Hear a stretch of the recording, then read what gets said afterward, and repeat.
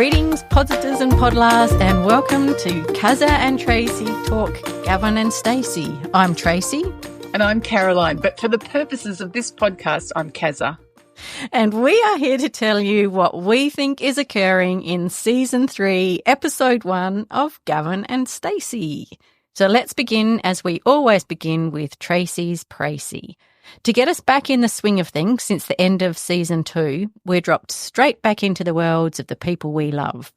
Gavin walks into his new office at his new job, sits at his desk, and his phone rings. It's Stacey. This phone call finished, Gavin's boss comes into his office, greets Gavin with a hug, begins a little welcome speech when they're interrupted with a series of phone calls from everyone Gavin knows until he hangs up on Smithy, then ignores his phone. We see Nessa, Neil the baby and Dave now living in Dave's caravan, Stacey and Gwen talking about Stacey's upcoming job interviews, Smithy and Pam commiserating around the kitchen table about Gavin's absence, Bryn dropping by Gavin's work with some sandwiches for his first day. Then it's time for everyone from Billericay to travel to Barry for the christening of Neil the baby.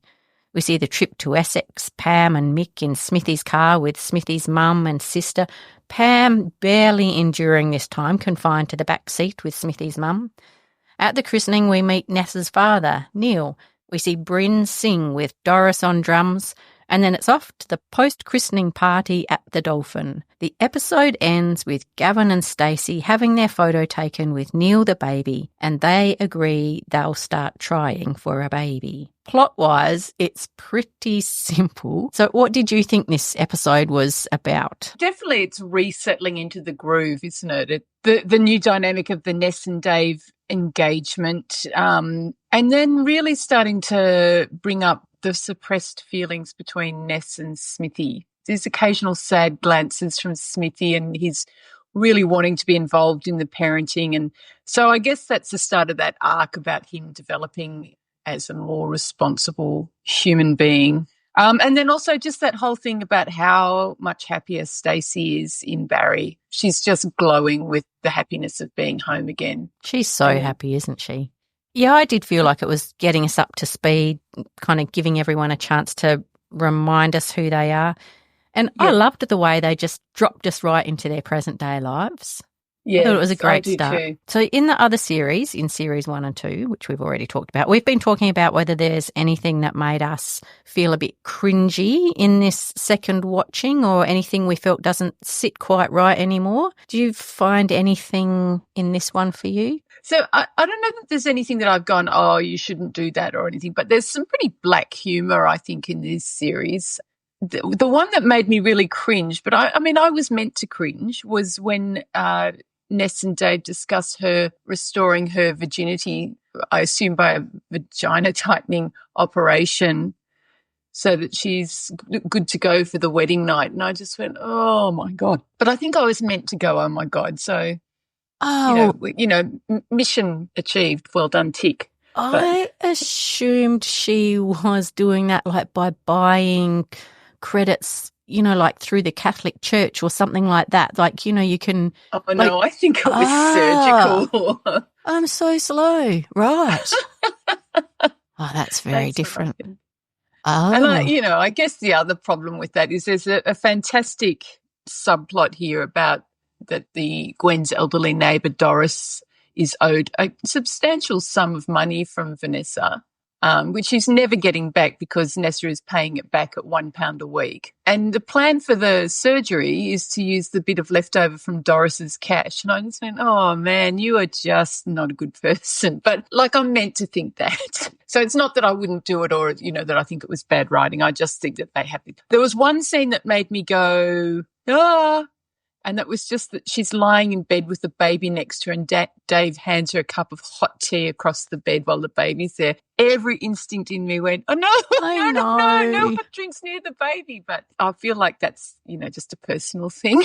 No, because I remember being in hospital and the midwife saying to Adrian, no hot drinks across baby. Yeah. What about you? Did you have some? Also, the underage girlfriend is back on the scene. So obviously Smith buying her that smutty underwear, who am I? But, the sexy underwear for a Christmas present has worked. And so that's a little bit of a flag. I didn't mind it so much now. I think because she's away on a European camp, right, and she's run out of credit, so she can't even text or anything. I felt like it's on a much more even footing now. Like, she is an adult. She's seen him for all that he is, and she's kind of got a bit more power and control over it, I feel. I still think it's not cool.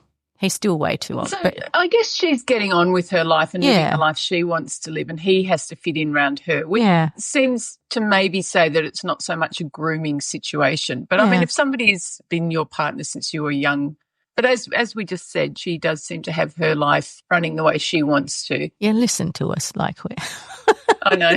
Yeah. So for the opening of the season, then what did you think about the characters and any signs of the characters' potential arcs and development? Yeah, there's a lot going on with Smithy, isn't there? Just these sad looks, and he's getting very involved with the baby. I enjoyed the dynamic of him and his family. I think the actress Pam Ferris, who's playing his mother, is so funny in that role, the narcoleptic, well, the inverted commas narcoleptic mother, where everyone's saying to her, well, we think that the 3 bottles of wine you're having every day, Mum, might be the problem. And she says, well, I'm not here to discuss my social life. She's so funny. She's very good. He gets quite little boyish around her, and then there's that sister relationship with Broody, and he's trying really hard. He wants his family to come down and be okay at the christening, and they're kind of there, but he's worried they'll let him down. Anyway, that was nice seeing that side of it. I thought that was good. What about you? Nessa's really shoddy treatment of Gwen is so on show now. Yeah. Dave says, oh, how's the catering going? And she says, it's all right, I'm in control of it. And then he reads off this list. He starts with the cheese and pineapple, and she says, yep, done it. I just have to do the pineapple. Hilarious. And then this whole list of things that Gwen's doing, the salad that Doris is doing, so all tick.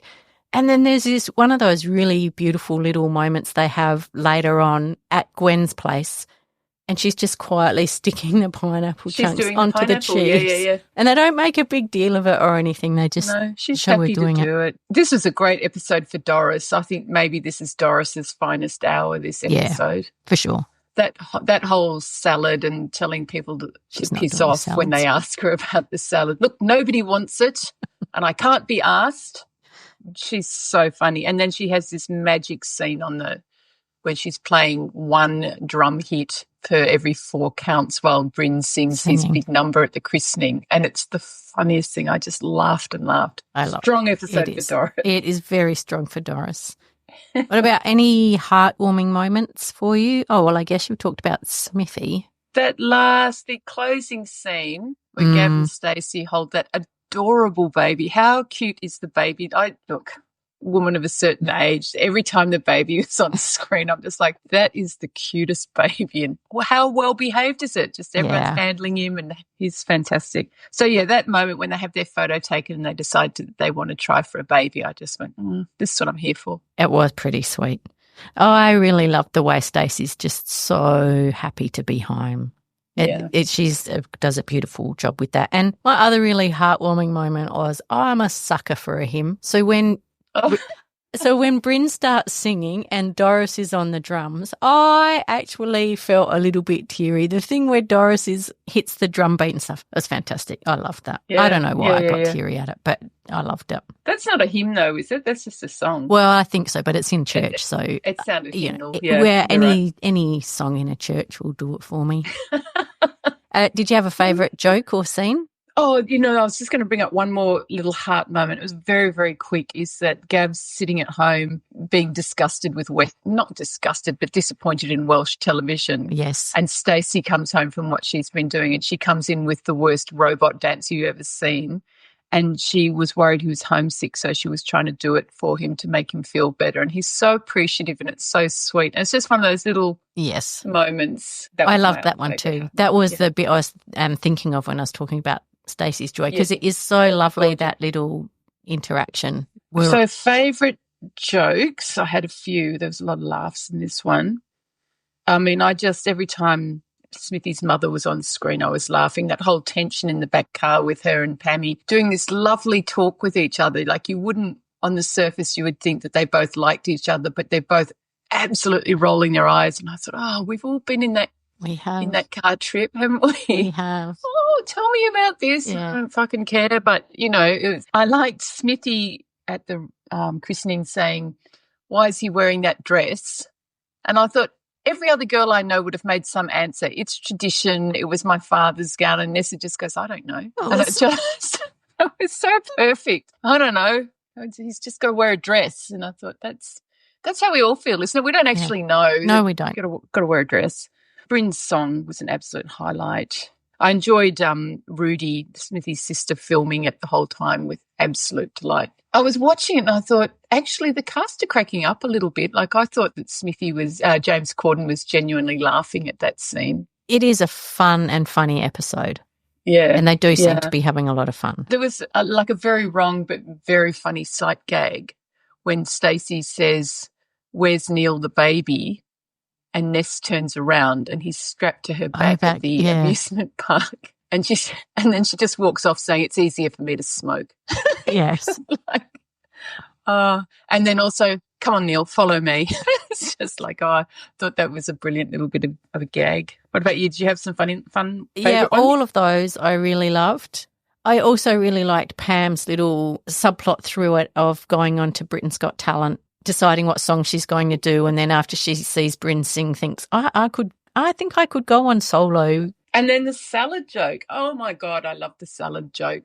All of it, that her pretending to search for the salad and then finding two fingers stuck up at Bryn. What else did she say? Nobody cares.